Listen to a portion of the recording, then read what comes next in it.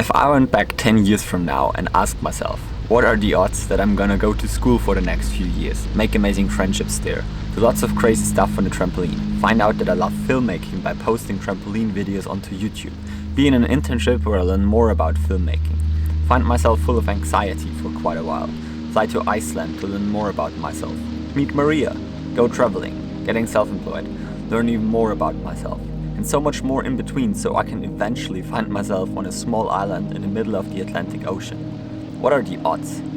Putting aside the fact that I surely wouldn't be able to calculate the actual probability of all of this, it's safe to say that the odds would be around zero. It's funny because it could have happened in a complete other way, and still, the probability that it happened just like that would be around zero as well. In our society, certain pathways are much more probable than others. We were born, go to school, go to university, work, get kids, work, pension, die. It makes sense that it is more likely that I will end up living in Austria and not on Antarctica. From a Newtonian, matter-based worldview, there must be put lots of time and motion into something that is more unrealistic in order to let it actually happen. But here's the thing, it's not like all these common pathways are more likely to happen by nature. Our society and how it works has just increased the possibility of certain situations. And that's because more people are doing it. If we perceive it in a quantum perspective that is based on waves, we see that all situations are just as likely as they are unlikely. Probability simply doesn't count anymore. What counts is a focus and an intention towards a situation. Frankly, the intention shapes the way in the quantum world to make room for actual opportunity in our Newtonian world that is based on matter. I'm aware that this sounds really confusing, and that's also probably the reason why quantum mechanics has been so hard to cope with, just because it seems to be so out of touch with reality. But let me try to explain it in another way. Intention by definition is a determination to act in a certain way. Most times during our day, our intentions are on autopilot. For example, when we open a door, we usually do not really think about it, yet an intention, in this case subconsciously, was necessary to make something happen. I'm approaching the door with the intention to open it, and it is because of that aim that I'm actually able to do something with it. By being aware that I'm going to open the door, I'm establishing that situation as a probability in the quantum field, and by actually opening it, I'm able to change matter. If I wouldn't have been very precise with the intention beforehand, only matter would have changed, most likely in a very messy way. If I had only sent out the intention, the probability in the quantum would be there, but without me actually doing something about it, nothing would happen.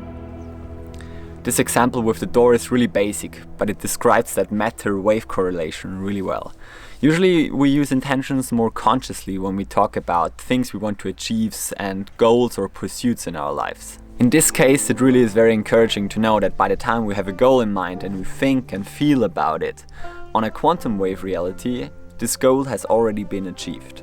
Just by putting a thought into our mind, we create a probability that would allow it to happen in our actual matter-based reality as well. And after that, it's just a matter of the action we need to take in order to let it happen in our common Newtonian world.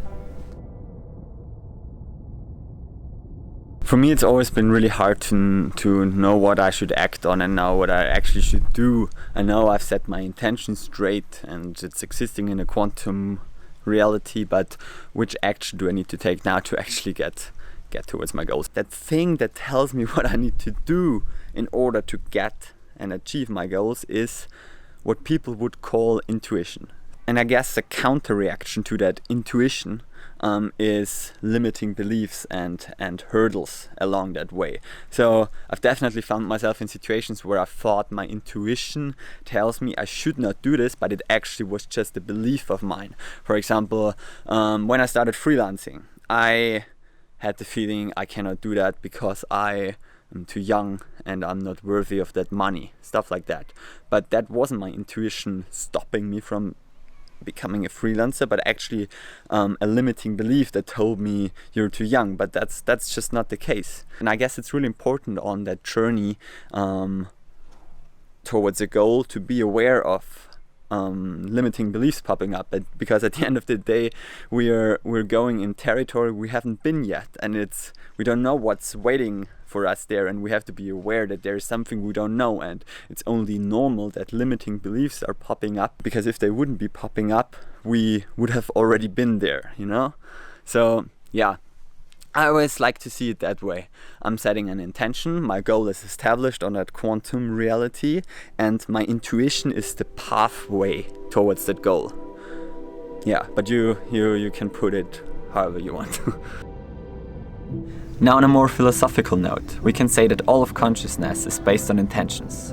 When we understand that life is a series of endless conscious and subconscious decisions, we can use proper intention as a pathway to lead ourselves to future realities that are not necessarily more likely in our society or common or whatsoever, but actually can shape ways to future realities that are chosen by us. And now we're actually gonna leave the Canary Islands and go back home to Austria. If I had to add that to my what are the odds list from before, that would have been really unlikely to guess 1 decade ago.